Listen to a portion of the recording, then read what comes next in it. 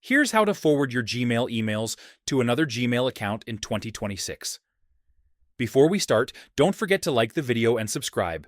It really helps the channel grow. First, open Google Chrome and go to gmail.com. Sign into your Gmail account. In the top right corner, click the gear icon, then select See All Settings. Now, click the Forwarding and POP/IMAP tab at the top. Under Forwarding, click Add a forwarding address. Enter the Gmail address you want to forward emails to, then click Next and Proceed. Google will send a confirmation email to that address. Open the confirmation email in the second Gmail account and click the confirmation link. Go back to Gmail settings, refresh the page, and select Forward a copy of incoming mail.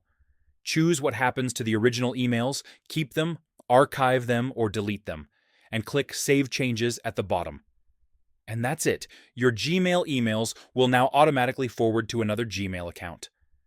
Thanks for watching, and don't forget to subscribe for more quick Gmail tips.